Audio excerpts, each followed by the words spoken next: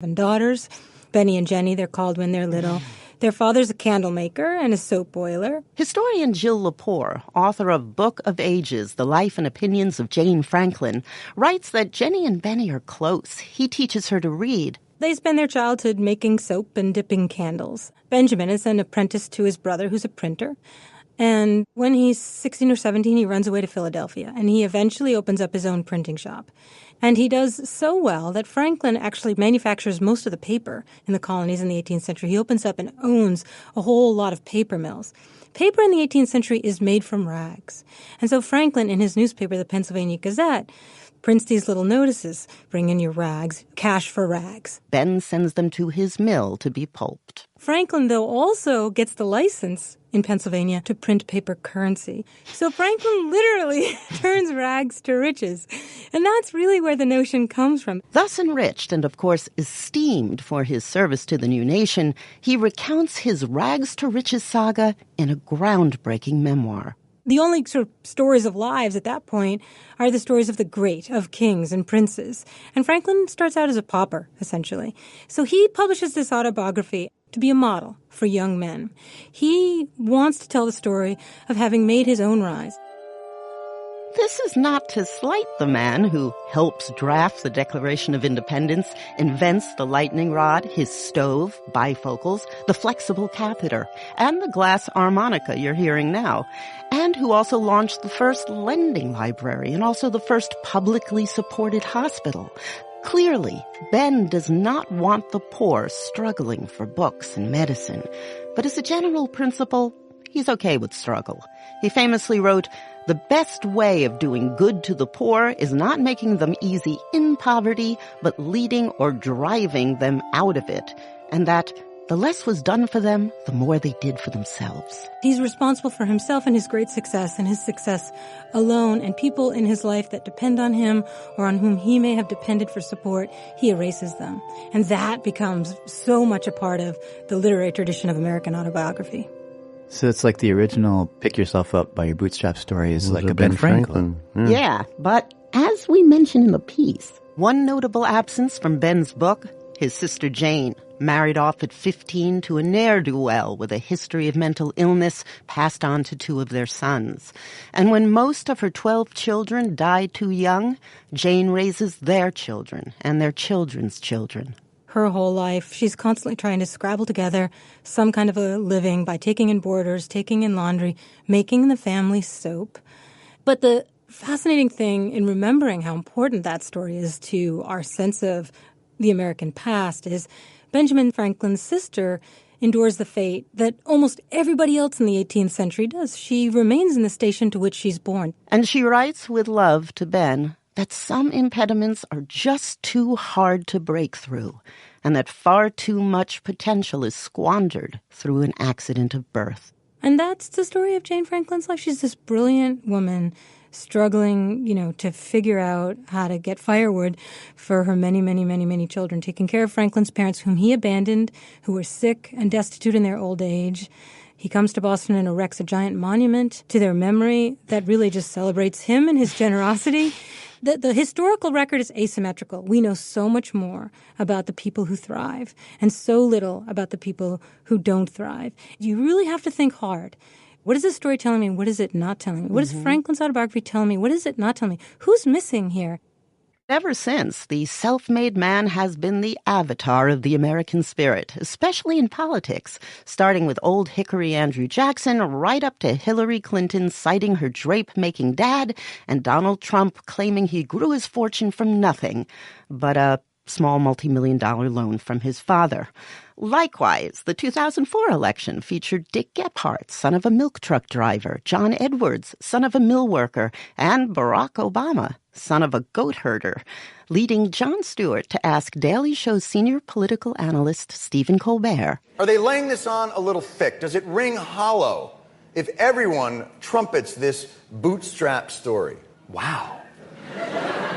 That's pretty cynical, John. I mean, I, for one, connected with what they were saying. Then again, I myself am from humble origins. My father was a poor Virginia turd miner. I'm sorry? He mined turds, John. That's why I believe in the promise of America, that I, the son of a turd miner, could one day leave those worthless hicks behind while still using their story to enhance my own credibility. In terms of the American idea of upward mobility, the bootstraps myth, clearly it happens enough so that it persists. But what is the case you would make? I think it might happen enough to make it more likely to be in America than to be in the Philippines or in Argentina or in Mexico or... Right. Like, is there some kind of analysis that says how many people born into a certain social place end up moving up? Like, what percentage of Americans throughout the course of their life actually do better? Well, the way that you measure this generally is how many people go from the bottom of the fifth income bracket to the top. And for America, on the average, it's about 7.5%. Wow. That's not bad. Which is... Is it really? It sounds low to me. Really? Yeah. I would imagine I was hoping for a bigger going number. from the bottom to the very top. But it's twice that in Canada. It's twice that nearly in Denmark. It's better in Australia. So we decided to look at the numbers, the hard numbers.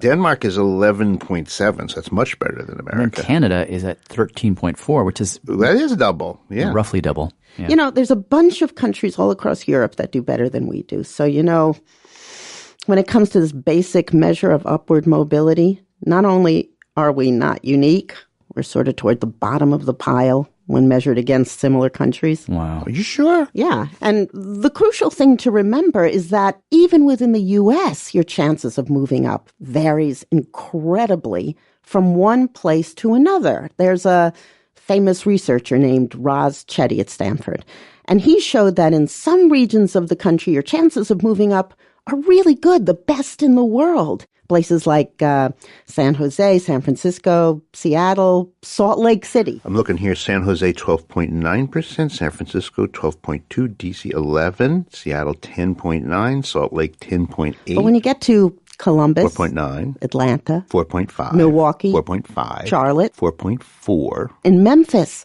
it's closer to 3%. Wait, just so I understand what we're talking about, this is the percentage of people who are able to sort of move on up.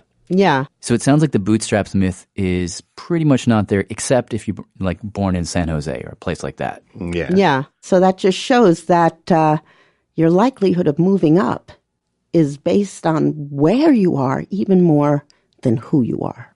According to Roz Chetty, the worst performing neighborhoods are correlated with segregation, income inequality, single-parent families, poor schools, and lack of social cohesion. These neighborhoods are very often black and overlooked when officials set budget priorities. Chetty says that government can effectively begin to boost mobility by investing in and fixing those neighborhoods. Meanwhile, it can do a better job of moving families, especially with young kids, out of them. 25% of the gap in earnings between blacks and whites is driven simply by the fact that blacks tend to grow up in neighborhoods that are much worse on average than whites. The government already spends more than $20 billion annually on housing vouchers calculated to enable poor families to rent in better areas, but they can take years, even decades, to get. And when they get them, most states allow landlords to refuse vouchers, and they often do. So these families wind up where they started, paying a savvy slumlord much more for much less, because there's no place else for them to go. In 1863, the Negro was told that he was free as a result of the Emancipation Proclamation being signed by Abraham Lincoln. But he was not given any land to make that freedom meaningful. Martin Luther King at the National Cathedral in Washington, 1968. It was something like keeping a person in prison for a number of years and suddenly discovering that that person is not guilty of the crime for which he was convicted. And you just go up to him and say, now you're free. But you don't give him any bus fare to get to town. And the irony of it all is that at the same time that the nation failed to do anything for the black man. It was giving away millions of acres of land in the West and the Midwest, which meant that it was willing to undergird its white peasants from Europe with an economic floor. But not only did it give the land, it built land-grant colleges to teach them how to farm. It provided low interest rates so that they could mechanize our farms. And to this day, thousands of these very persons are receiving millions of dollars in federal subsidies every year not to farm. And these are so often the very people who tell Negroes that they must lift themselves by their own bootstraps. It's all right to tell a man to lift himself by his own bootstraps, but it is a cruel jest to say to a bootless man that he ought to lift himself by his own bootstraps.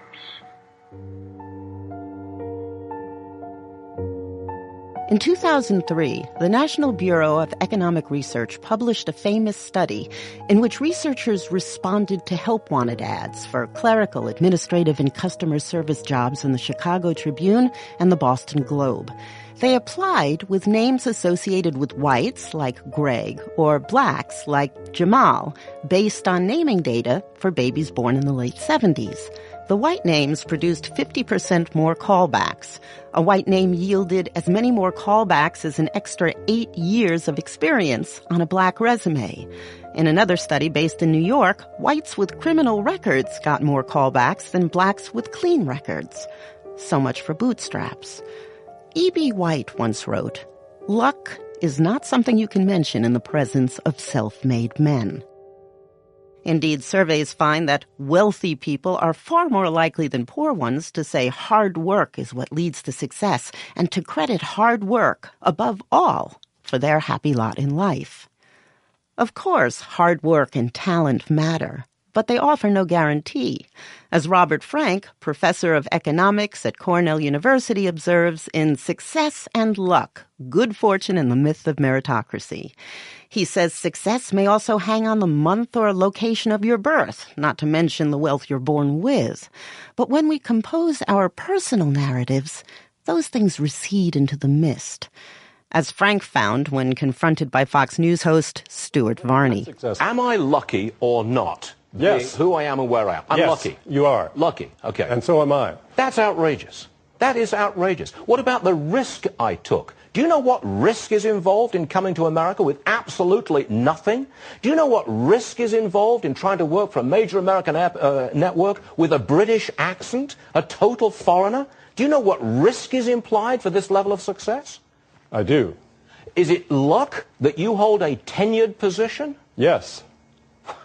That's nonsense. I am insulted by what you said. Well, you are going against the American dream. I'm not. Look, if you come to America with nothing and you play by the rules, you work hard, you get discipline inside yourself, right. You marry and have children in that order, okay? You do all of those things. You play by the rules. You will make it in America, and luck has nothing to do with it. That's not true, sir.